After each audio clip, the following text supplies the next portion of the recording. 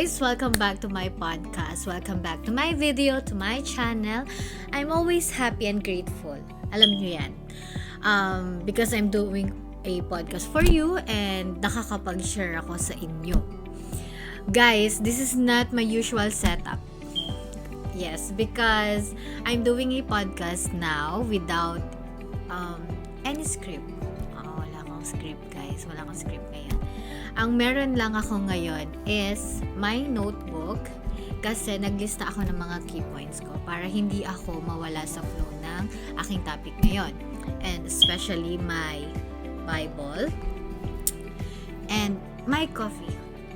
Alam nyo naman na hindi ako nakakapag-video ng walang coffee unless masakit yung aking heart.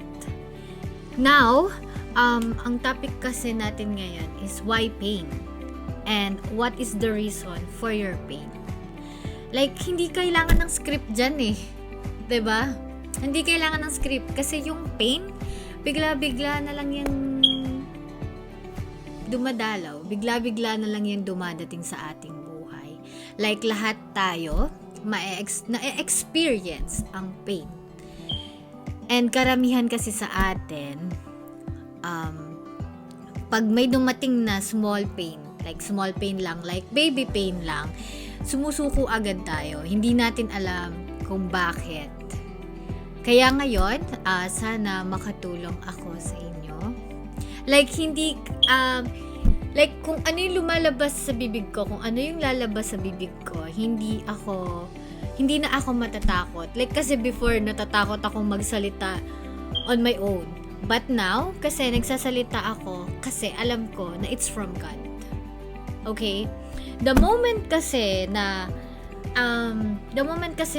napapalapit tayo sa Kanya, the moment na nagiging close tayo sa Kanya, the moment na inaccept natin si Jesus Christ sa ating buhay, diyan niya tayo tatargetin.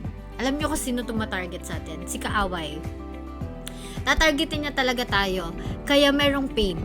Kasi si kaaway, kapag nakikita niya na nagiging close ka kay God, bibigyan at bibigyan ka niya ng pain. Sasaktan ka niya. Hindi aksidente ha. Hindi aksidente na binigyan ka niya ng pain.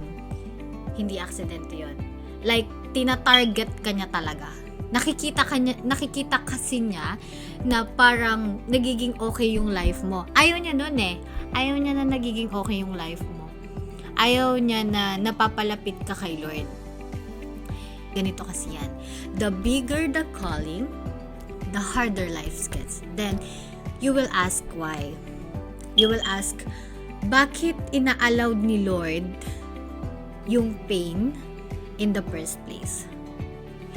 Like, what did I do to deserve this pain, suffering, trials, challenges? Like, magugulat ka talaga sa sagot. Masusurprise ka sa sagot. Listen guys, because God could be using pain to prepare you for greatness. Grabe. Pain yung ginamit para i-ready ka sa greatness ng buhay mo. So, I hope you enjoy this video. If you do, please make sure share it, like it, and comment. And I will be appreciate you. I will be happy to respond to all of you guys. So, let's get right to this video. Guys, allow me to read this kasi ayokong magkamali. Pain is inevitable and cannot be shared with anyone. The person who is suffering has to bear it alone. It is an integral part of life and cannot be avoided. However, we must learn how to live with it and be victorious through it. Like guys, wag ka nang ma-surprise kung mai-encounter mo si pain, si suffering, si trials. Kasi kung hindi mo sila mai-encounter sa life mo, doon ka ma-surprise. Ibig sabihin lang nun, kakampi mo si kaaway. Hindi mo siya kaaway. Kakampi mo siya. Do you get it, guys? Sa mga videos ko, kung napanood nyo na or hindi nyo pa napapanood, panoodin nyo na ngayon. Like sinasabi ko kasi doon na following Jesus includes blessings. Following Jesus includes miracles. Following Jesus includes breakthrough. But, diba may but? But, following Jesus also includes pain and suffering. Like, guys, hindi tayo excuse sa pain. Okay? Kahit na mabait tayo, kahit na mabuting tao tayo sa ating kapwa, hindi tayo excuse sa pain. Even yung nagsiserve kay Lord, hindi tayo excuse sa pain. Kaming mga Kristiyano, alam ko iniisip ng karamihan na, ay, Kristyan yan, hindi yan nakakaranas ng pain or suffering. Kasi, malapit siya kay Lord. No! Lahat tayo hindi tayo excuse sa pain and suffering. Lahat tayo. Okay? Kaya nga nandito yung salita ng Diyos para paalalahanan tayo.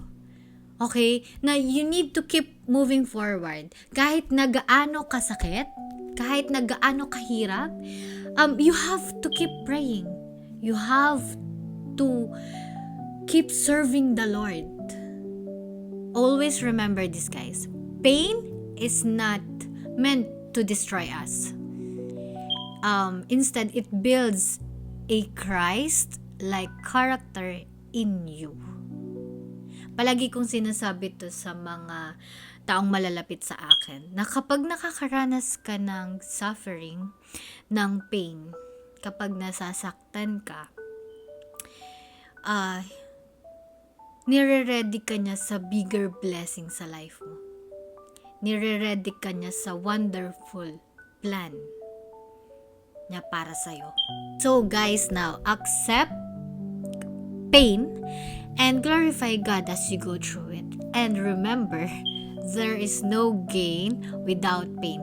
I have a verse. Open your Bible at James chapter 1, verse 2 to 4.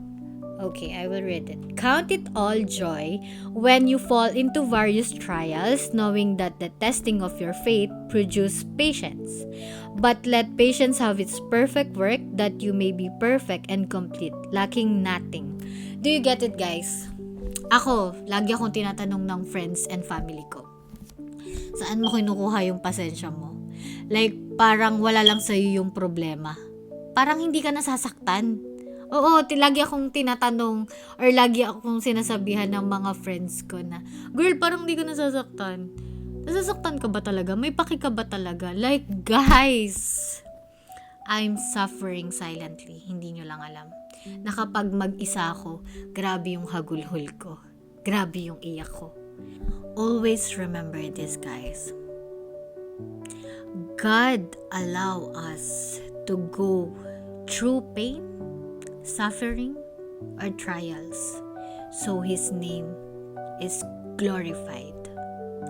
Like, kahit anong hirap ng buhay, kahit gaano kasakit ang pinagdadaanan natin, we will continue and never surrender. Isip nyo ba na bakit sobrang desperado ni kaaway na pabagsakin tayo? Like, lagi niya tayong sinasaktan. Kasi siguro, sa future natin, or yung future natin, meron siyang nakikita na hindi ka dapat magpatuloy. Do you get it? Like, siguro, meron siyang nakikita sa heart mo na something special. Kaya siguro talagang sobrang desperado siya.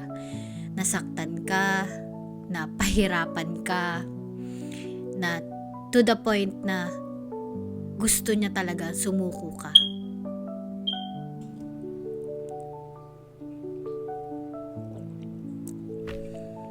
Guys, 'di ba, future nga So meaning, hindi natin alam kung ano yung kinabukasan na meron tayo. Like, siguro kaya ganyan si kaaway kasi maganda yung future natin. Maganda yung plano ni Lord sa atin.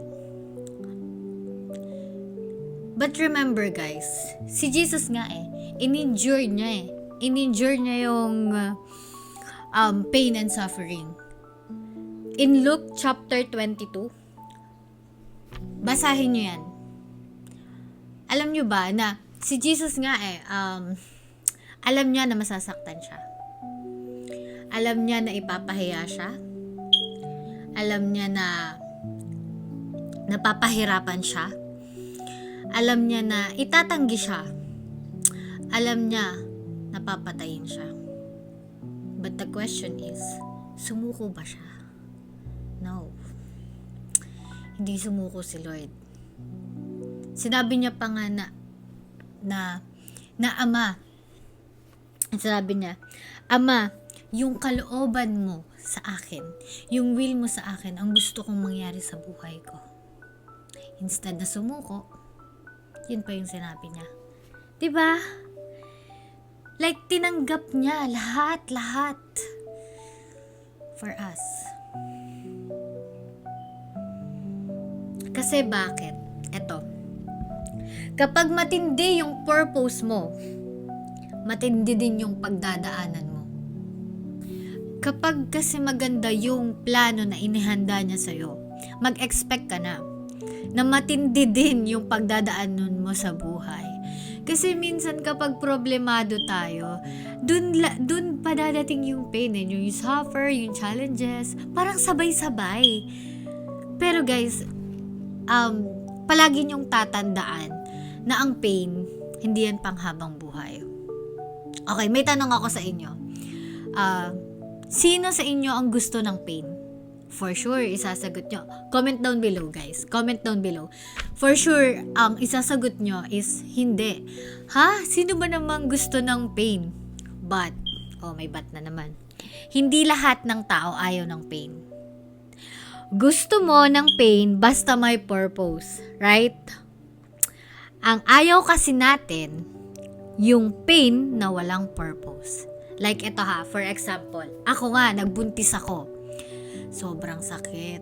Dinala ko siya ng 9 months. Sobrang sakit ng tiyan ko, ang sakit ng katawan ko. Like, nagsasuffer talaga ako. But, yung word na tiis masakit pero tinitiis ko. Eto guys. Did you get it? Did you get it guys? Nagigets nyo ba yung sinasabi ko? Like ito ha. I am in pain, but there's another thing to say. I'm in pain for a reason. Before I end this, guys, always remember, painful experience will remain painful. But, may but na naman. Always remember, 2 Corinthians chapter 1, verse 3 to 4. Basahin ko. Comfort in suffering. Blessed be the God and Father of our Lord Jesus Christ, the Father of mercies and God of all comfort, who comforts us in all our tribulation, that we may be able to comfort those who are in any trouble with the comfort with which we ourselves are comforted by God. Malinaw guys.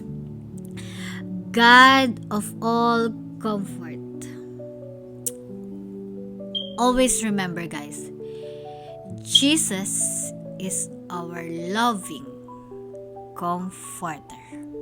So guys, gusto ko lang malaman nyo that I'm so blessed, I'm so grateful, and I had so much fun sharing with you all guys. I hope in my next episode, I can inspire you even more, and always remember that I always bring light to others. So please guys, share it, like it, and comment.